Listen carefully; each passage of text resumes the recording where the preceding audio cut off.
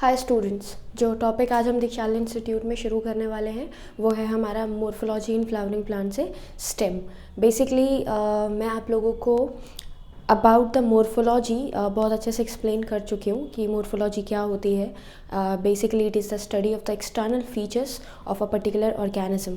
Externally किसी organism को देखकर उसके एक्सटर्नल फीचर्स से पता कर लेना कि वो क्या क्या चीज़ें कॉन्स्टिट्यूट करता है या किन किन चीज़ों से मिलके बना है। यही स्टडी मोर्फोलॉजी कहलाती है। फिर मैंने आप लोगों को एक्सप्लेन किया था कि जब भी आप एक डिफरेंट लिविंग ऑर्गेनिज्म की बात कर रहे हो, आप ह्यूमंस की बात कर रहे हो, आप एनिमल्स की बात कर रहे हो, तो यहाँ पर मोर्फोलॉजी बहुत ज़्यादा टिपिकल नहीं होती है। भाई एक्सटर्नल फीचर्स को देख के आप इजीली डिस्टिंग्विश कर पाते हो, आइडेंटिफाई कर पाते हो। लेकिन अगर मैं प्लांट्स की मोर्फोलॉजी की बात करूँ तो ये बहुत ही ज़्यादा डाइवर्स है, बहुत ज़्यादा बड़ी है। क्यों बड़ी है? क्योंकि हमारे प्लांट्स में कई सारे पार्ट्स हैं, लाइक रूट्स हैं, लीव्स हैं, स्टेम्स हैं, फ्लावर्स पे हमारे बर्ड्स प्रेजेंट हैं। क्लियर। इसके साथ साथ मैं बात करूँ जो फ्लावर है, उस फ्लावर में हमारा प्लेसेंटा जो है वो ओवरी से किस तरीके से कनेक्टेड होगा, ओव्यूल को कैसे जोड़ेगा। तो ये सारी की सारी पार्ट्स हमें मोर्फोलॉजी में ही पढ़ने होते हैं कि एक्सटर्नली किसी भी स्ट्रक्चर को हम जो समझ पा रहे हैं या जो स्टडी कर पा रहे हैं, वही स्टडी हमारी क्या बनाती है? मोर्फोलॉजी बनाती है। क्लियर। नाउ अब जब भी हम बात करते हैं आपके मोर्फोलॉजिकल स्ट्रक्चर्स की, तो हमारे प्लांट बॉडी में सबसे पहले we have studied about the root. मैंने आप लोगों को रूट्स के बारे में काफ़ी सारी चीज़ें बताई थी, बहुत सारी इन्फॉर्मेशन हमने डिस्कस करी थी अबाउट द रूट कि रूट्स कितने टाइप्स के होते हैं, ट्रू रूट्स होते हैं, फॉल्स रूट्स होते हैं। इसके अलावा हमने इनिमेट टैप रूट सिस्टम पढ़ा था, फाइब्रस रूट सिस्टम पढ़ा था। फिर हमने फंक्शन पढ़ा था कि भाई रूट का मेन फंक्शन क्या होता है, तो एब्जॉर्प्शन करवा रहा है मिनरल्स का और वाटर का। क्लियर। इसी सारी चीज़ों के अलावा हमने ये देखा, सबसे इम्पॉर्टेंट जो पार्ट हमने पढ़ा वो पढ़ा था modifications of root. Modification of root में हमने क्या देखा? मॉडिफिकेशन में हमने देखा था कि हम जानते हैं that basically plant is responsible for roots of the plant are responsible for conducting water and minerals from the one part of the body to the another. But whenever we are talking about the modifications, हम क्या जवाब देते हैं कि इन जगहों पर हमने plants की root को instead for performing absorption of minerals and water, they also perform some other functions like storage, like support and for the respiration. ये तीन बहुत ही बेसिक चीज़ें वी हैव स्टडीड। क्या कि भाई रूट्स को हम मॉडिफाई करते हैं, किसके बेसिस पे रूट्स को हम मॉडिफाई करते हैं? हमारे सपोर्ट के बेसिस पे रूट्स को हम मॉडिफाई करते हैं। हमारे आपका बोलें तो फूड की स्टोरेज के बेसिस पे रूट को हम मॉडिफाई करते हैं, रेस्पिरेशन के बेसिस पे। तो स्टोरेज ऑफ फूड की जब बात की थी तो भाई हमने डिफरेंट फॉर्म्स पढ़े थे, फ्यूजी फॉर्म्स, नेपी फॉर्म और आपका कोनिकल, जो कि फूड को स्टोर करते थे। एग्जाम्पल्स हमने देखा था, कैरेट था, रेडिश था, आपका शुगर बीट की बात करें या फिर हम स्वीट पोटैटो बोलें, तो ये सारे के सारे वो पार्ट हैं जो कि फूड को स्टोर कराने के लिए रिस्पॉन्सिबल है। दूसरी सेकंड बात अगर मैं करूं तो सेकंड है हमारा आपका क्या? सपोर्ट में मैंने आप लोगों को टू टाइप्स ऑफ रूट समझाए थे। एक तो स्टिल्ट रूट के बारे में हमने पढ़ा था और दूसरा हमने प्रॉप रूट्स के बारे में पढ़ा था।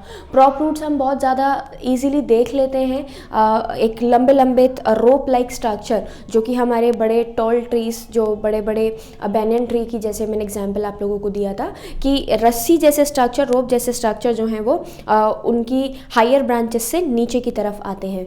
तो ये फॉल्स रूट थे। और इसके अलावा बात करें तो सपोर्ट प्रोवाइड कर रहे हैं। जो इतना बड़ा ट्री है, उस ट्री के जो ब्रांचेस हैं वो अपने आपको सपोर्ट देने के लिए, होल्ड करने के लिए प्रॉप रूट्स का फॉर्मेशन करते हैं। Obviously these are your, simple बोले तो फॉल्स रूट, क्योंकि रेडिकल से निकलते नहीं हैं। तो हमने जिस तरीके से रूट को डिवाइड किया था, डिफ्रेंशिएट किया था on the basis of the origin कि भाई रेडिकल से बना है या फिर other than radical, any part of the plant other than radical, तो वो क्या कहलाते थे? हमारे फॉल्स रूट्स कहलाते थे। इसके साथ साथ हमारे रूट्स के रीजन भी पढ़े थे हमने। हमारे रूट को हमने बेसिकली कितने रीजन्स में डिवाइड किया? 3 रीजन्स में डिवाइड किया। कौन कौन से 3 रीजन्स हैं? तो भाई सबसे पहले आप बात करोगे तो पहला रीजन हमारा वो रीजन है जिसमें हम मेरिस्मेटिक जोन बनाते थे, मतलब लगातार continuously the plant is dividing. Plant के डिवाइड करने के बाद हमने नेक्स्ट जो बात करी वो नेक्स्ट बात क्या थी हमारी, नेक्स्ट बात थी हमारी एलोंगेशन, मतलब ग्रोइंग। जब डिवाइडिंग सेल ग्रो करना शुरू कर देता है तो वो कहलाता है हमारा जोन ऑफ एलोंगेशन। कौन सा जोन कहते हैं हम उसको, जोन ऑफ एलोंगेशन कहते हैं। क्लियर। जोन ऑफ एलोंगेशन के बाद जो लास्ट बात हम करते हैं, जो थर्ड बात हम करते हैं वो हमारी क्या है, वो थर्ड है हमारी जोन ऑफ मैचुरेशन, जिसमें एपिडर्मल सेल्स प्रेजेंट थे जो कि बहुत ही ज़्यादा थिन थे, बहुत ज़्यादा पतले थे, and they are basically meant for the absorption, जो मेन काम परफॉर्म करवाया जाता था। रीजन के बाद फिर हमने मॉडिफिकेशन को स्टडी किया था, तो वो हमारा एक बहुत ही बड़ा डिटेल था अबाउट द रूट। बिल्कुल जिस तरीके से we have studied about the root, हम सेम इसी तरीके से किसको स्टडी करते हैं, स्टेम्स को स्टडी करते हैं, लीव्स को स्टडी करते हैं, फ्लावर को स्टडी करते हैं। तो वन बाय वन हम एक एक करके इन सारी चीज़ों के बारे में पढ़ते चल रहे हैं। तो इम्पॉर्टेंट जो चैप्टर हमारा चल रहा है वो क्या है, morphology in the flowering plant. जो चैप्टर का पूरा नाम है morphology in the flowering plant, what it is indicating, क्या इंडिकेट कर रहा है, तो हम जवाब दे देते हैं भाई, it is indicating that we are studying about the angiospermic plants. क्योंकि फ्लावरिंग प्लांट की बात की जा रही है तो भाई एंजियोस्पर्मिक प्लांट्स ही होते हैं, और एंजियोस्पर्मिक प्लांट्स को we have divided into the monocots and dicots. मैं फिर से रिकॉल करवा रही हूँ आप लोगों को कि जब भी आप आपके टैप रूट सिस्टम की बात करते हैं, मैं वापस से रूट पे चले गई हूँ, हमारा जो टैप रूट के सिस्टम की बात आप कर रहे हैं ये प्रेजेंट होता है ज़्यादातर डाइकॉट्स में। और जब भी आप बात करते हैं फाइब्रस रूट्स की, वही जो जिसमें हमारा primary root were the short lived and it is replaced by the small fibrous root, जिसको हम क्या कहते थे, हमारा सिंपल फाइब्रस रूट्स ही कहते थे, and they are found mostly in the monocots, जैसे कि हमारा वीट एग्जाम्पल भी मैंने आप लोगों को दिया था। मोर्फोलॉजी में जो टॉपिक हमें डिस्कस करना है वो है हमारा स्टेम, द स्टेम। हमारे प्लांट का बहुत ही इम्पॉर्टेंट पार्ट, इम्पॉर्टेंट तो तीनों ही हैं भाई, रूट भी इम्पॉर्टेंट है, शूट भी इम्पॉर्टेंट है, वही स्टेम जिसको हम बोलते हैं, और थर्ड अगर मैं बात करूँ तो लीव्स आर ऑल्सो इम्पॉर्टेंट। सबका अपना एक पर्टिकुलर रोल है, और यही रोल अगर ये प्रेजेंट ना हो एक पर्टिकुलर एरिया में तो उस कंडीशन में ये डिफरेंट फंक्शंस जो हैं वो परफॉर्म नहीं कर पाते हैं। सो हमने क्या बात करी, सबसे पहले स्टेम की। स्टेम बच्चों सबसे पहली चीज़ तो ये वो हमारा मेन एक्सिस होता है प्लांट का, जिससे दोनों पार्ट्स कनेक्टेड होते हैं। दोनों पार्ट्स भाई कौन कौन से पार्ट, सबसे पहला रूट और दूसरा हमारा लीव्स। तो यही स्टेम ब्रांचेस, नीचे से अगर मैं बात करूं तो नीचे से ये डिवाइड होके रूट्स का फॉर्मेशन करता है, और अगर मैं ऊपर से बात करूं तो it gots divide to form the branches, and these branches will have the leaves and birds and flowers on them. Okay, so सबसे पहले हमने क्या डिस्कस किया, सबसे पहले हमने बताया कि भाई स्टेम क्या है। मेन सिलिंड्रिकल एक्सिस जो ट्री की हमें दिखती है, प्लांट की हमें दिखती है, जिससे कनेक्टेड अलग अलग ब्रांचेस होते हैं, उस पर लीव्स लगी होती हैं, नीचे हम कहें तो रूट्स लगी होती हैं। ये पूरा का पूरा सिस्टम हमारा कौन सा सिस्टम मेंटेन करता है, इट मेंटेन आवर स्टेम। ये क्या बनाएगा, आपकी स्टेम बनाएगा। उसके बाद जब हम आगे बढ़े तो जैसे हमने पढ़ा रूट के बारे में, that root arises from the radicle of the seed. हमारे सीड के रेडिकल से निकलने वाला जो स्ट्रक्चर है वो रूट कहलाता था। सिमिलरली हमारे प्लिम्यूल से निकलने वाला स्ट्रक्चर क्या कहलाता है, शूट कहलाता है।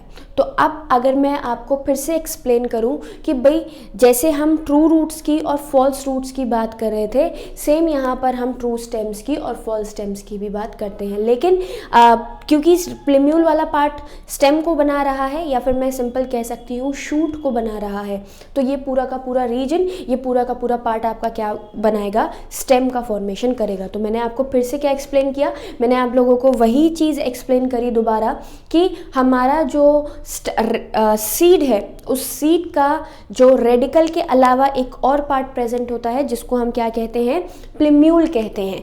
And the structure which is coming या फिर which is growing from the plumule is termed as और इज नोन एज, या it is formed the stem. या तो स्टेम बनाता है या फिर क्या बनाता है, आपका शूट का फॉर्मेशन करता है। तो जब भी आप शूट बनवा रहे हैं या स्टेम बनवा रहे हैं तो it will originate from the plumule of the seed.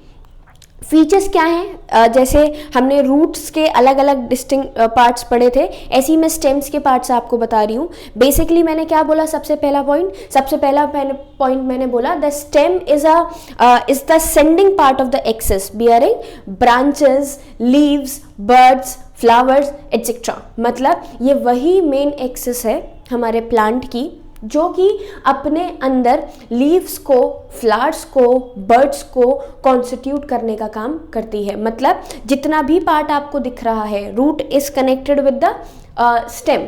मैं बोलूँ जो लीव्स निकल रही हैं वो कहाँ से निकल रही हैं, स्टेम से। मैं बोलूँ ब्रांचेस जो अराइज हो रही हैं वो कहाँ से हो रही हैं, स्टेम से। फिर मैं बोलूँ कि भाई जो फ्लावर्स निकलेंगे वो कहाँ से निकलेंगे, तो ये सब एक स्पेस देता है, मतलब स्टेम आपका एक स्पेस देता है किसको बनाने के लिए या किसको होल्ड करने के लिए, बाकी के प्लांट्स के सारे पार्ट को कैरी करने के लिए। क्लियर? मैं फिर से रिपीट कर रही हूँ, the stem is the ascending part of the axis bearing branches, leaves, flowers and fruit. सारे के सारे पार्ट इसी जिस मेन एक्सिस पे रहते हैं वही मेन एक्सिस हमारा क्या कहलाता है, स्टेम कहलाता है। क्लियर? आगे क्या बोला हमने, आगे बोला the stem bears nodes and internodes. Stem क्या रखता है अपने अंदर, नोड्स और इंटरनोड्स। भाई ये क्या होते हैं, ये मैं आपको डिस्कस कर रही हूँ, पहले मैं आपको ओरली सारी चीजें बता रही हूँ। इसके बाद हमने क्या बोला, it develops from the plumule of the embryo of a germinating seed. कहाँ से डेवलप होता है, develops from a plumule of a embryo of a germinating seed. हमारा जो सीड जर्मिनेट करने वाला है, जो सीड जर्मिनेशन के प्रोसेस को शो कर रहा है एम्ब्रियो का, उसी का एक छोटा पार्ट होता है प्लिम्यूल। उसी प्लिम्यूल से अराइज हुआ हमारा जो स्ट्रक्चर है वो क्या कहलाता है, शूट कहलाता है। क्लियर? दूसरी चीज मैंने क्या बोली, stem is the part of the plant which bears nodes and internodes. Now what are these nodes and what are these internodes, ये we are going to discuss later. फिर मैंने क्या बोला, जो रीजन है स्टेम का जहाँ से लीव्स निकलती हैं उसको हम नोड कहते हैं, और the distance between the two successive nodes is called the internode. Clear? अब आगे हमने क्या बोला, जो स्टेम है ये ज्यादातर ग्रीन होती है जब यंग होती है। यंग मतलब जब मैंने बोला कि प्लांट ग्रो किया है नया नया, उस पर्टिकुलर टाइम पे प्लांट से जो स्ट्रक्चर मतलब जो स्टेम आपको दिखता है वो ग्रीन इन कलर होता है। मतलब young stem are green in colour, stomatas present होते हैं, फोटोसिंथेटिक होती है। बट आफ्टर सम टाइम जब ये प्लांट अपनी ओल्डेस्ट एजेस में जाना शुरू करता है तो ये सेकेंडरी ग्रोथ को परफॉर्म करके, this we will study in the anatomy, हम जो सेकेंडरी ग्रोथ है वो एनाटॉमी में पढ़ेंगे। तो जिस टाइम पर आपका प्लांट, मैं सिंपली कह सकती हूँ कि at the particular time when the plants get older, या जब ये अपनी एज की टुवर्ड्स बढ़ने लगता है, तो this green stem will replaced by the brown coloured barky stem. मतलब ब्राउन कलर की एक बार्क जैसी स्टेम से रिप्लेस कर दी जाती है। क्यों रिप्लेस कर दी जाती है, बिकॉज ऑफ सेकेंडरी ग्रोथ। तो जब यंग होगी, जब नई होगी तब तो ग्रीन होगी, लेकिन बाद में ये वुडी हो जाती है। और कैसी हो जाती है, आपने ट्रीज में देखा होगा भाई, ट्रीज के जो स्टेम्स होते हैं उनके कलर ज्यादातर कैसे होते हैं, डार्क ब्राउन कलर होते हैं। क्लियर? तो यही ग्रीन स्टेम किससे रिप्लेस कर दी गई, आपके डार्क ब्राउन कलर से, बार्क से, या फिर हम कह सकते हैं कि भाई सेकेंडरी ग्रोथ करवा के हमने इसको चेंज कर दिया ब्राउन कलर में। ओके, इसके बाद हमने क्या बात करी, जो स्टेम है ये ज़्यादातर जो है अलग अलग ब्रांचेस पर आपका लीव्स को, बर्ड्स को, फ्रूट्स को, फ्लावर्स को होल्ड करने का या फिर अलग अलग जगह पर डिस्ट्रीब्यूट करने का काम करता है। क्लियर? दूसरी चीज, आपके लिए जितना भी भाई टिश्यू हमारे पास प्रेजेंट है, like if I am talking about the water movement from the lower parts of the plant to the higher parts of the plant, या फिर मैं बात करूँ फोटोसिंथेसिस के थ्रू जो फूड सिंथेसाइज हुआ है उसको लीव से लेके नीचे तक भेजने का काम। क्योंकि भाई रूट्स जब काम कर रहे हैं, रूट्स में जब फंक्शनिंग चल रही है, तो इन रूट्स में भी जो फंक्शनिंग चलती है ये एनर्जी की वजह से चलती है। एनर्जी कहाँ से आएगी? एनर्जी आएगी हमारी फूड से। तो वो जो फूड से एनर्जी दी जा रही है, ये फूड से एनर्जी किसकी हेल्प से या किसके थ्रू दी जाती है? भाई यही कंडक्शन के थ्रू दी जाती है। तो जितना जाइलम्स हैं, फ्लोएम्स हैं, जितने कंडक्टिव टिश्यू हैं, ये हमारे स्टेम्स में ही प्रेजेंट होते हैं। तो बेसिकली मैं ये भी कह सकती हूँ that stems are responsible for conducting water, minerals and food from the across the plant में एक जगह से दूसरी जगह पर भेजने का काम करते हैं। क्लियर? आगे क्या बोला? हमारे जो कुछ आपके स्टेम्स हैं वो फंक्शन तो वही है कंडक्शन या फिर सिंपल बात करें सपोर्ट, लेकिन इसके अलावा फूड का स्टोरेज है, प्रोटेक्शन की बात करें या फिर हम बात करते हैं आपका यही फूड स्टोरेज हो गया, प्रोटेक्शन हो गया, प्रोटेक्शन के बाद आपका सपोर्ट हो गया। ठीक है, इसके साथ साथ हम बात करें वेजिटेटिव प्रोपोगेशन के लिए भी कई सारे पार्ट्स जो हैं वो परफॉर्म करवाए जा रहे हैं। तो ये सब हमारा क्या बनाता है? ये सब हमारा स्टेम का एक जनरल व्यू बनाता है। मैं आप लोगों को एक बार फिर से एक्सप्लेन कर रही हूँ मैंने क्या क्या आपको समझाया। सबसे पहले मैंने आपको बताया जो हमारा स्टेम है ये वो मेन ब्रांच है या फिर ये वो मेन एक्सेस, सेंट्रलाइज्ड एक्सेस है हमारे प्लांट की, जो कि अपने अंदर लीव्स, स्टेम्स लीव्स हैं, ब्रांचेस हैं, फ्रूट्स हैं, बर्ड्स हैं, फ्लावर्स हैं, इन सबको होल्ड करने का काम करती है। The first point. Second point मैंने आप लोगों को क्या बोला? स्टेम हमारे प्लांट का एक ऐसा पार्ट है विच अराइजेस फ्रॉम द प्लिम्यूल। सबसे पहला पॉइंट मैं लिख सकती हूं मेन एक्सिस। दूसरा पॉइंट मैं मेंशन कर सकती हूं arises from the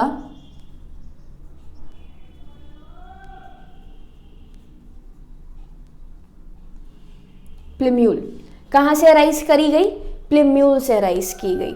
okay, next मैं बात करूं थर्ड। तो थर्ड मेन इंपॉर्टेंट पार्ट है, और वो थर्ड मेन इंपॉर्टेंट पार्ट आपका क्या है कि हमारे जो स्टेम्स हैं बहुत इंपॉर्टेंट है। क्यों इंपॉर्टेंट है? क्योंकि हम जब भी स्टेम्स को पहचानते हैं या फिर जब भी मैं स्टेम्स को आइडेंटिफाई कर रही हूँ तो मैं आइडेंटिफाई ही करती हूँ किसके बेसिस पे? मैं आइडेंटिफाई ही करती हूँ on the basis of presence of nodes and internodes in them.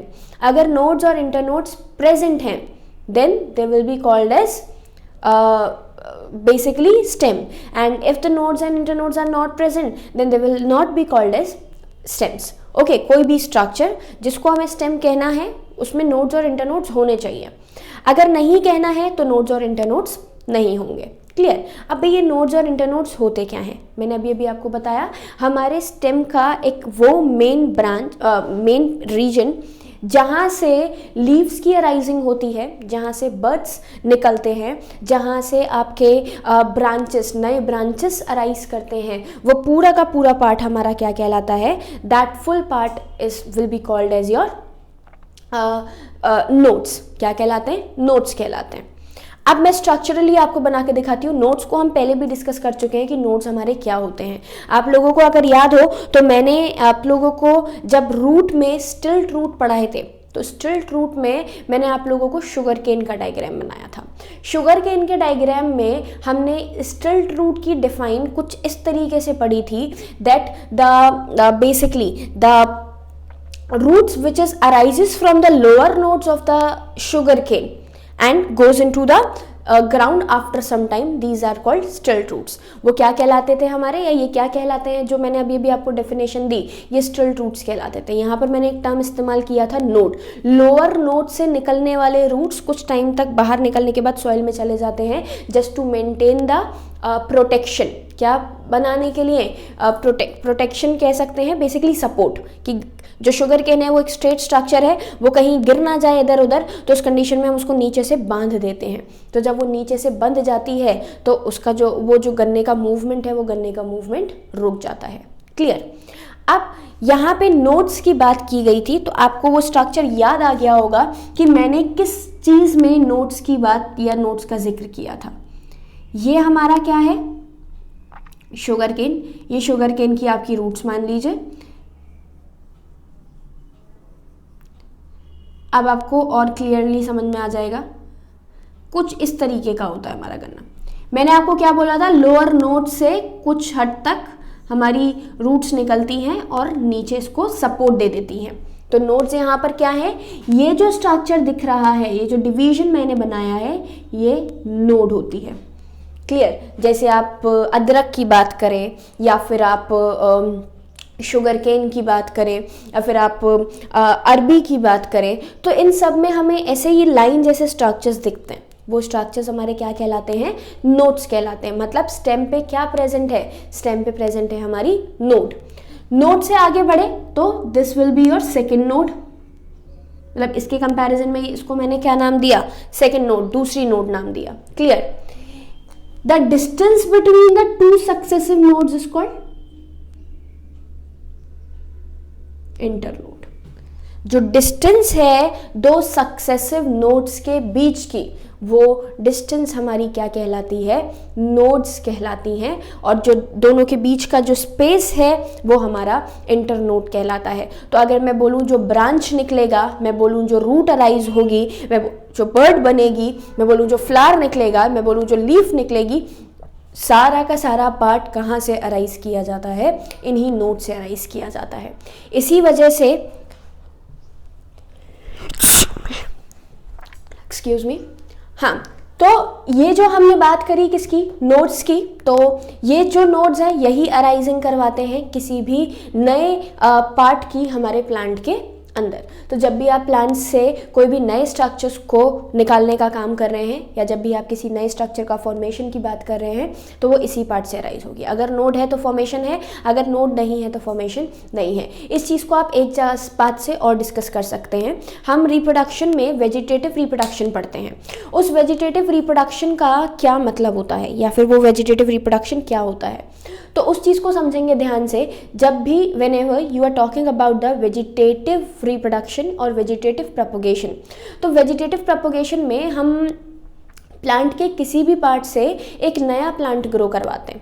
तो जब आप प्लांट के किसी भी पार्ट से एक नया प्लांट ग्रो करवा रहे हो तो क्या मैं कोई सा भी पार्ट यहाँ से कट करके और प्लांट आपके पॉट में मिट्टी में डाल दूँ जिसकी वजह से एक नया प्लांट ग्रो कर जाए? तो ऐसा सही भी है लेकिन क्लियरली ये चीज़ बोलना गलत भी है। क्यों? क्योंकि कोई भी पार्ट प्लांट का जिसको हम वेजिटेटिव प्रोपग्यूल कहते हैं, जिसकी वजह से एक नया प्लांट बनेगा, उसके अंदर प्रेजेंस ऑफ नोड मस्ट है। अगर नोड नहीं है तो नोड से निकलने वाले बर्ड्स हैं, या तो बर्ड्स हो या फिर नोड हो। अगर मैं कहूँ कि भाई इन दोनों के बीच के पार्ट को मैं ग्रो करवाऊँ और एक नया प्लांट बना दूँ, तो ऐसा पॉसिबल नहीं है। पॉसिबल नहीं है मतलब कि जो प्लांट है वो यहाँ से ग्रो नहीं करेगा। ग्रो किस कंडीशन में करेगा? कभी करेगा जिस पार्ट पे या फिर जिस टाइम पर हमारा यहाँ पर क्या प्रेजेंट हो? इंटरनोड के साथ नोड भी हो। एक ना एक नोड का प्रेजेंस जो है वो मस्ट है। अब आपको जब भी किसी स्ट्रक्चर को आइडेंटिफाई करना है कि भाई वो नोड है या फिर स्टेम है या फिर कोई दूसरा पार्ट है हमारे प्लांट का, तो हम कैसे आइडेंटिफाई करते हैं? जैसे अब मैं आप लोगों को इसके बाद बताने वाली हूँ modification of stem. Modification of stem में आप ये तो कुछ स्ट्रक्चर्स हैं, भाई मेन एक्सिस है और प्लिम्यूल से अराइज होती है तो वो ट्रू स्टेम कहलाती है। इसके साथ साथ इसमें नोड्स और इंटरनोड्स की प्रेजेंस होती है। नोड्स वही रीजन है जहाँ से डिफरेंट पार्ट्स अराइज हो रहे हैं और दो सक्सेसिव नोड्स के बीच डिस्टेंस आपकी इंटरनोड कहलाती है। मेन फंक्शन क्या है हमारे स्टेम का? पहली चीज तो भाई सारे के सारे पार्ट इसी से अराइज हो रहे हैं। दूसरी मैं बात करूं main important function that it is helpful for conduction of substances like water, minerals, food across the plant because conducting tissue जो है वो स्टेम्स में ही प्रेजेंट होते हैं। कंडक्टिंग टिश्यू कंडक्टिंग टिश्यू जैसे है हमारा जाइलम्स हैं, फ्लोएम्स हैं, जो कि वाटर को और फूड को नीचे से ऊपर या ऊपर से नीचे तक पहुंचाने का काम कर रहे हैं। क्लियर। फिर हमने बात करी किसकी? फिर हमने बात करी दूसरा, कंडक्शन करवा दिया, अराइजिंग पढ़ ली और मेन बात पता चल गई कि स्टेम क्या करते हैं। अब स्टेम का मेन काम तो वही कंडक्शन है और आपके अपने मेन ब्रांचेस से डिफरेंट पार्ट्स को अराइज करवाना है। लेकिन इसके अलावा भी जो हमारे रूट्स हैं वो कई सारे फंक्शंस को परफॉर्म करते हैं।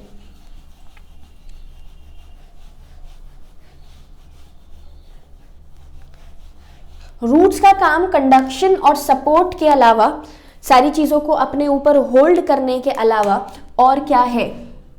बहुत सारा, जिसको हम बोलते हैं modification of stem.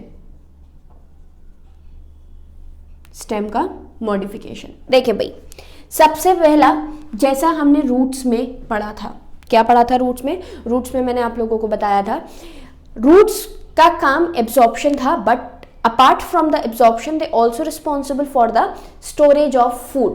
Similarly, apart from the conduction, apart from the holding full plant और अपने अंदर से different structures को arise करने के अलावा plant एक बहुत important stem एक बहुत important function perform करता है, that is storage of food. हमारे प्लांट्स में फूड की स्टोरेज के लिए स्टेम भी रिस्पॉन्सिबल होते हैं, और यही जो स्टेम फूड की स्टोरेज के लिए रिस्पॉन्सिबल है ये मॉडिफिकेशन में आ जाता है। सबसे पहला मॉडिफिकेशन मैंने आप लोगों को क्या बोला?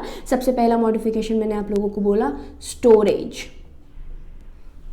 स्टोरेज में बेसिकली हम एग्जाम्पल दे देते हैं, भाई फूड को स्टोर कर रहा है तो आपको क्लियर समझ में आ जाएगा कि मैं किसकी बात कर रही हूँ। सबसे पहले पोटैटो।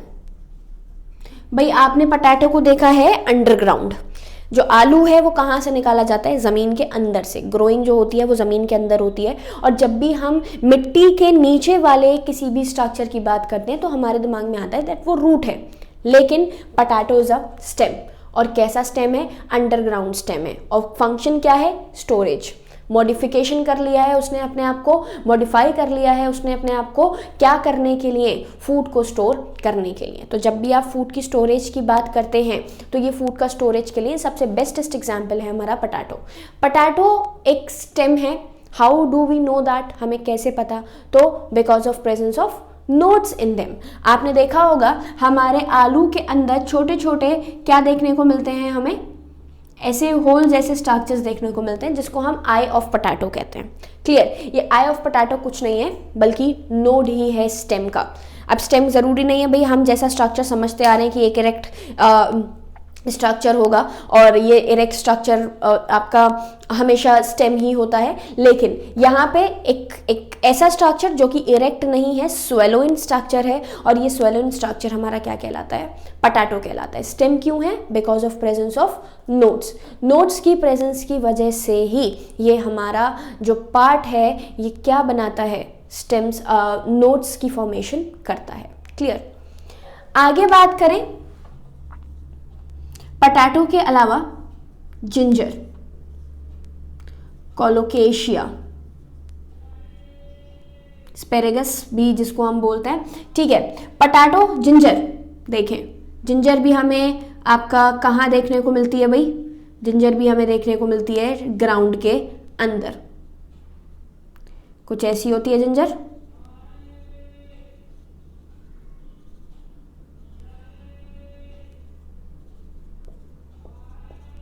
ये नोड्स हैं और इसकी दो बीच की इंटर नोड्स हैं। इसके अलावा कोलोकेशिया या फिर सिंपल जिंजर है, टर्मरिक है, हल्दी जो हम बोलते हैं, कच्ची हल्दी बिल्कुल अदरक जैसे ही होती है, तो हल्दी है, अदरक है, अरबी की मैं बात करूं, पोटैटो की मैं बात करूं, ये सब हमारे क्या हैं? ये सब हमारा मॉडिफिकेशन ऑफ स्टेम है for the storage of food. Food को स्टोर करने के लिए हमने जो स्ट्रक्चर यहाँ पर बनाया है वो क्या बनाता है आपका? सिंपल बात करें तो स्टोरेज ऑफ फूड कर रहा है। हम अलग अलग नाम भी यहाँ पर देते हैं, वो नाम भी मैं आप लोगों को बता देती हूँ। जिंजर या फिर टर्मरिक आपका राइजोम बनाता है, अंडरग्राउंड स्टेम। जिंजर या फिर टर्मरिक क्या बनाता है आपका? राइजोम, जिसको हम अंडरग्राउंड स्टेम बोलते हैं। कोलोकेशिया की बात करूं, अरबी की बात करूं तो ये बनाते हैं आपका कॉर्म। क्या बनाते हैं? कॉर्म। कॉर्म मतलब एक बल्ब जैसा स्ट्रक्चर। दूसरा मैं बात करूं पोटैटो की, तो पोटैटो ट्यूबर बनाता है। पोटैटो किसका फॉर्मेशन करता है? ट्यूबर का फॉर्मेशन करता है। तो जब भी आप स्टोरेज ऑफ फूड की बात कर रहे हैं तो ये जो स्टोरेज ऑफ फूड है हमारा पोटैटो, जिंजर, कोलोकेशिया, जिसको हम मतलब बेसिकली एस्पैरेगस है, या फिर हम बात करें आपका टर्मरिक, ये सब स्टोरेज ऑफ फूड करवाती हैं हमारे प्लांट्स के अंदर। दूसरा मैं बात करूं आपका सपोर्ट। सपोर्ट कैसे? हमने पहले भी बात करी थी, रूट्स में भी, मतलब second is your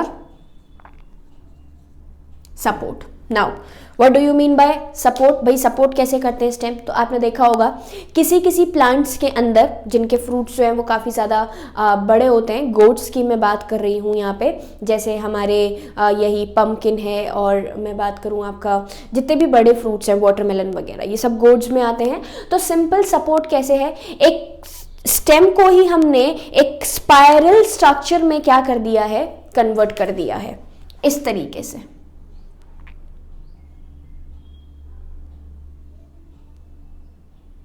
पॉइंटेड। ये स्पाइरल स्ट्रक्चर किसी भी चीज के चारों ओर घूम के और उसको क्या करता है, एक जगह से मतलब बेसिकली हम बोल सकते हैं कि सपोर्ट करने में हेल्प करता है। तो यहाँ सपोर्ट की बात की जाए तो सपोर्ट में हमने क्या नाम दिया, आपके गोट्स या फिर grape vines. Okay, tendril support में इस स्ट्रक्चर को हम बोलते हैं टेंड्रल। Example goats. पम्पकिन है आपका, कुकम्बर है आपका, जो आपके ये वाटरमेलन्स वगैरह होते हैं ये सब गोट्स में इंक्लूड होते हैं। क्लियर। थर्ड में बात करूं आपका सपोर्ट के साथ साथ प्रोटेक्शन। प्रोटेक्शन में हमने टर्म दिया है थॉर्न्स। थॉर्न्स क्या होते हैं, पॉइंटेड नुकीले स्ट्रक्चर्स, जो कि किस में कन्वर्ट हो, स्टेम ही होता है, पॉइंटेड स्ट्रक्चर में कन्वर्ट हो जाता है। एग्जाम्पल पूछ लिया जाएगा तो आपके सिट्रस वाले जितने भी प्लांट हैं इन सब में ये आ जाते हैं। क्लियर। प्रोटेक्शन के बाद मैं बात करूं, फोर्थ प्रोटेक्शन ही कह लें या फिर आपका जो ओपनशिया है, लाइक हमारे जो डेजर्ट प्लांट होते हैं उसमें जो बड़े बड़े थिक फ्लैशी लीव्स हमें दिखते हैं, वो thick fleshy leaves actually leaves नहीं होते हैं, स्टेम्स होते हैं, जिन्होंने अपने आप को कंडेंस कर लिया है। क्या करने के लिए, सिंपल अगर हम बात करें तो कंडेंस कर लिया है ताकि एक्सेसिव वाटर लॉस उनकी सरफेस से ना हो। और उस पे जो पतले पतले कांटे हमें दिखते हैं, जो स्पाइन्स जैसे स्ट्रक्चर्स हमें दिखते हैं, वो हमारे कहलाते हैं सिंपल लीव्स। तो लीफ का मॉडिफिकेशन है वो पतले पतले स्पाइन्स। लेकिन यहाँ हम बात करें इस स्ट्रक्चर को, ओपनशिया को, flat and thick, flat and structure, जिसकी वजह से आपका मोटा थिक पार्ट हो जाता है ताकि बहुत ज़्यादा एक्सेसिव इवेपोरेशन उसके थ्रू परफॉर्म ना करवाया जाए। बहुत सारी जगहों पर हमारे जो स्टेम्स हैं वो कुछ टाइम तक स्ट्रेट ग्रो करने के बाद नीचे गिर जाते हैं, नीचे गिरने के बाद एक नया प्लांट बना देते हैं, मतलब जो न्यू नाइक्स है वो फॉर्म होती जाती हैं पुराने प्लांट से, जैसे कि आपका स्ट्रॉबेरी। दूसरा मैं बात करूं, कुछ पार्ट्स में, कुछ जगहों पर आपका जो प्लांट है वो नीचे से ग्रो करता है और फिर क्या लेटरली अंडरग्राउंड में ग्रो करेगा और फिर उसके बाद क्या हो जाएगा, बाहर आ जाएगा। ये सब हमारा होता है। सिंपल बात करें तो मिंट है आपका, या फिर आप क्राइसेंथेमम की बात करते हो। नेक्स्ट हम बात करते हैं आपकी किसकी, नेक्स्ट हम बात करते हैं ऑफसेट्स की। यहाँ पे मैं आपको रनर्स हैं, स्टोलन्स हैं, ऑफसेट है, मतलब ये मॉडिफिकेशन है आपके किसके, स्टेम के। जैसे यहाँ पे ट्यूबर, कॉम, राइजोम पड़ा, ऐसे ही मैं आपको क्या एक्सप्लेन कर रही हूँ, रनर, ऑफसेट और आपका सिंपल स्टोलन्स। तो जैस्मिन है, मिंट है, ये सब रनर्स और ऑफसेट बनाते हैं। लेकिन अगर मैं बात करूँ, रनर और स्टोलन्स बनाते हैं, मैं आपको एक्सप्लेन कर रही हूँ ऑफसेट। ऑफसेट का एग्जाम्पल है आइकॉर्निया पिस्टिस, एक नोड का एलोंगेट करके, ये नोड है, यहाँ पर आपका प्लांट प्रेजेंट है, ये कहलाता है ऑफसेट। मॉडिफिकेशन है स्टेम का, ये एलोंगेटेड नोड है, मॉडिफिकेशन है स्टेम का, और ये आपकी कैसी नोड है, एलोंगेटेड नोड है। और जब आप एक एलोंगेटेड नोड की बात कर रहे हैं तो ये एलोंगेटेड नोड आपकी मॉडिफिकेशन ऑफ स्टेम हो गई। ऑफसेट है, प्लांट को सपोर्ट करने का, एक्वेटिक प्लांट में ही होता है, एग्जाम्पल है आपका आइकॉर्निया पिस्टिस।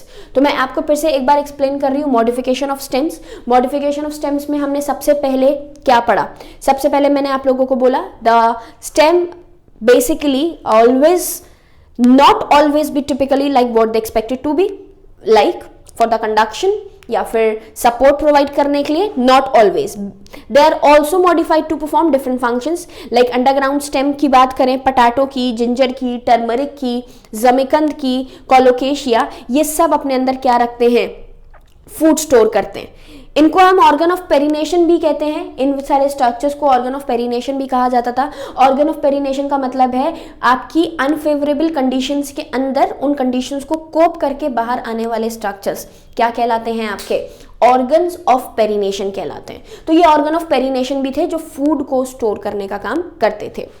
अब हमने आगे क्या बोला, जो स्टेम है टेंड्रिल्स भी डेवलप करते हैं जो कि एक्सिलरी बड से निकलता है। सिलेंडर है, तभी मैंने डबल बनाया है, और कैसा है, स्पाइरल, घूमा हुआ, स्पाइरली अरेंज्ड है। कॉइल्ड होता है और ये बेसिकली किसी भी चीज को क्लिम्बिंग बोले, जैसे सपोर्ट है कि भाई किसी भी चीज से घूम के बन जाएगा और स्टेम थोड़ा सा ऊपर आ जाएगा, फिर किसी से घूम के बन जाएगा फिर स्टेम जो है वो थोड़ा सा ऊपर आ जाएगा। एग्जाम्पल मैंने आप लोगों को बताया गोट्स, जिसमें हमारे कुकम्बर है, पम्पकिन है, वाटरमेलन है, ये सब इंक्लूड होते हैं। क्लियर। इसके अलावा वही अगेन एक्सिलरी बर्ड से निकलने वाले स्ट्रक्चर्स क्या कहलाते हैं, हमारे थॉर्न्स कहलाते हैं। पॉइंटेड स्ट्रक्चर होते हैं, प्रोटेक्शन के लिए काम में लाई जाते हैं, वुडी होते हैं, स्ट्रेट होते हैं, इनको हम थॉर्न्स कहते हैं। थॉर्न्स ज्यादातर सिट्रस फ्रूट्स में मिलते हैं। सिट्रस आपके वही पूरी मौसमी है, ऑरेंज है, लेमन है, ये सब सिट्रस फ्रूट्स कहलाते हैं। और दूसरे एग्जाम्पल हमने दिए थे आपके क्या, बोगनविलिया। अब इनका काम क्या है, कोई भी इंसेक्ट अगर इन प्लांट को टच करता है या इसके फ्रूट को हार्म करने की कोशिश करता है तो उस कंडीशन में ये अपने आप को मतलब इन्हीं थॉर्न्स के थ्रू जो है प्रोटेक्ट कर लेते हैं। क्लियर। आगे हमने क्या बोला, आगे हमने बोला कि जो किसकी बात कर रहे हो आप ऐसे रीजन्स की बात कर रहे हो जैसे जीरोफिटिक प्लांट है। जीरोफिटिक प्लांट वही प्लांट्स होते हैं हमारे जिनमें आपका डेजर्ट प्लांट्स बोलते हैं। बेसिकली डेजर्ट प्लांट की क्या खासियत होती है कि इनके अंदर मॉडिफिकेशन करवा देते हैं हम इस तरीके से कि कम से कम वाटर लॉस जो है वो हो। तो वो जो कम से कम वाटर लॉस हमें परफॉर्म करवाना है उसके लिए सबसे पहला मॉडिफिकेशन स्टेम को कैसा बना देना है, थिक और फ्लैशी बना देना है। तो क्या बोल रही हूं मैं, आपके जो कुछ प्लांट्स ऐसे हैं जो कि स्टेम को फ्लैटन स्ट्रक्चर में या फिर फ्लैशी सिलिंड्रिकल स्ट्रक्चर में कन्वर्ट कर देते हैं। पतले चपटे होंगे तो एग्जाम्पल आपका ओपनचिया होता है, और सिलिंड्रिकल बना देते हैं मतलब थिक हो जाते हैं, फ्लैशी हो जाते हैं, तो वो आपका यूफोर्बिया में होता है। क्लियर। और ये जो है क्लोरोफिल भी अपने अंदर रखते हैं। क्लोरोफिल रखेंगे तो भाई फोटोसिंथेसिस होगा ही होगा। जब भी मैं बात कर रही हूँ वही एरिड रीजन की, जीरोफिटिक प्लांट्स के स्टेम्स की, तो उनकी खासियत होती है क्या कि ये जो मेंबर हैं ये ग्रीन इन कलर होते हैं, फोटोसिंथेसिस को करने के लिए रिस्पॉन्सिबल होते हैं, क्योंकि इनकी लीव्स जो हैं वो स्पाइन में कन्वर्ट होकर बहुत ज़्यादा क्वांटिटी में फोटोसिंथेसिस नहीं करती हैं। ओके। अंडरग्राउंड स्टेम्स की बात करें जैसे कि ग्रास है, स्ट्रॉबेरी है, मैंने अभी आपको एग्जांपल दिया था। ग्रास की बात करें या फिर स्ट्रॉबेरी की बात करें, ये नए नाइक से एक जगह से दूसरी जगह पर पहुंचती हैं जिसमें पुराना प्लांट जो है वो खत्म हो जाता है और नया प्लांट जो है वो ग्रो कर जाता है। एग्जाम्पल मैंने आपको बताया स्ट्रॉबेरी कि कुछ टाइम तक ग्रो करेगा, नीचे गिर जाएगा, नए नाइक से एक नया प्लांट ग्रो किया, पुराना वाला खत्म हो जाएगा, नया वाला सर्वाइव कर जाएगा। क्लियर। दूसरी अगर हम बात करें जैसे कि मैंने आपको अभी मिंट का एग्जाम्पल दिया था, पुदीने का या फिर जैस्मिन का, कि कुछ पर्टिकुलर टाइम तक आपका जो सिलेंडर ब्रांच है लेटरली नीचे की तरफ से ग्रो करती है, कुछ टाइम के बाद क्या हो जाती है, बाहर आ जाती है। ये क्या कहलाता है आपका सिंपल एक सिलिंड्रिकल ब्रांच जो कि मेन एक्सिस आपकी ग्रो कुछ टाइम के लिए ग्रो करी और उसके बाद हमारी नीचे की तरफ बेंट करने के बाद एक नए नाइक से एक नए प्लांट को ग्रो कर देती है। फिर उसके बाद हमने क्या बोला, एक लेटरल ब्रांच जो कि शॉर्ट कुछ टाइम के लिए सरवाइव करती है और उसके अंदर से टफ्ट ऑफ कैपिलरीज जो हैं वो निकलते जाते हैं। वो एक्वेटिक प्लांट्स लाइक पिस्टिया, जैसे मैंने बताया कि ये नोड्स है, कुछ टाइम तक ग्रो करेगा, इस पार्ट से एक टफ्ट ऑफ लीव्स निकला, दूसरे पार्ट से एक टफ्ट ऑफ लीफ निकला, इन दोनों के बीच में जो एक स्ट्रक्चर स्पेशलाइज स्ट्रक्चर हमें दिख रहा है वो क्या है, थॉर्न। तो हम क्या क्या बात कर रहे हैं, मैं आपको सबसे पहले बताया जैसे स्ट्रॉबेरी के बारे में, स्ट्रॉबेरी के साथ साथ मैंने आपको दूसरा एग्जाम्पल ग्रास का भी दिया जो कि वही नए नाइक से एक नया प्लांट बनाते हैं। फिर मैंने आपको जैस्मिन और मिंट का एग्जाम्पल दिया कि कुछ टाइम तक एरियली ग्रो करके नीचे आ जाता है और नीचे आने के बाद एक नया प्लांट वहां से ग्रो कर जाएगा। क्लियर। तो ये दूसरा एग्जाम्पल। तीसरा मैंने आप लोगों को ऑफसेट के बारे में बताया जो कि आइकॉर्निया पिस्टिस या फिर पिस्टिया के अंदर भी होता है, जिसको हम वाटर हाइसिंथ भी कहते हैं। क्लियर। तो ये जो प्लांट्स हैं, और आपका जैसे मैं बात करूं पाइनएप्पल की, एक एग्जाम्पल लास्ट और है मॉडिफिकेशन में ही, जैसे आपका पाइनएप्पल है या फिर हम बनाना की बात करें या फिर हम बात करें आपकी क्राइसेंथेमम की, तो इनके अंदर या फिर ये कैसे प्लांट्स हैं, सीडलेस प्लांट है। जब सीडलेस प्लांट है भाई, तो सीडलेस प्लांट होने पर हम क्या कहेंगे, हम ये कहेंगे कि प्लांट में जो ग्रोइंग हो रही है वो ग्रोइंग कैसे होती है, तो वो होती है आपका वही लेटरल ब्रांच जो नीचे आपके ग्राउंड में रन कर रही है, उस ब्रांच को कट करके, या फिर वही जो स्टेम है आपका वेजिटेटिवली लाइक बनाना या फिर पाइनएप्पल, ये कैसे ग्रो करते हैं, ये ग्रो करते हैं हमारा वेजिटेटिवली ही, मतलब अंडरग्राउंड स्टेम के थ्रू, बेसिकली हम कभी कभी उसको राइजोम भी नाम देते हैं। बनाना के लिए क्वेश्चन कभी कभी पूछ लिया जाता है कि आपका जो बनाना है वो बनाना कैसे ग्रो करता है, किसकी हेल्प से ग्रो करता है, तो जवाब क्या होता है, जवाब होता है आपका राइजोम के थ्रू। तो ये मॉडिफिकेशंस है। मॉडिफिकेशंस में मैंने आप लोगों को ट्यूबस बताए हैं, कॉम्स बताए हैं, और आपके सिंपल बात करें तो राइजोम के बारे में बताया मैंने, स्टोलन्स बताया आप लोगों को, रनर्स बताया आप लोगों को, ऑफसेट्स के बारे में पढ़ा, टेंडल्स के बारे में पढ़ा, थॉर्न्स के बारे में पढ़ा। तो ये कई सारे मॉडिफिकेशन हैं जो कि सपोर्ट भी दे रहे हैं, प्रोटेक्शन भी दे रहे हैं, रिप्रोडक्शन भी परफॉर्म कर रहे हैं। तो कई सारे पार्ट जो है वो परफॉर्म करवाए जाते हैं।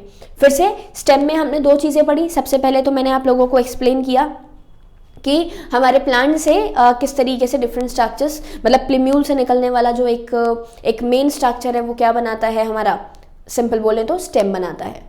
स्टेम का फंक्शन मेन आपको बता दिया, लेकिन उसके अलावा भी हमने स्टेम को कई सारे पार्ट में मॉडिफाई किया है डिफरेंट एक्टिविटीज़ को, डिफरेंट फंक्शंस को परफॉर्म करने के लिए।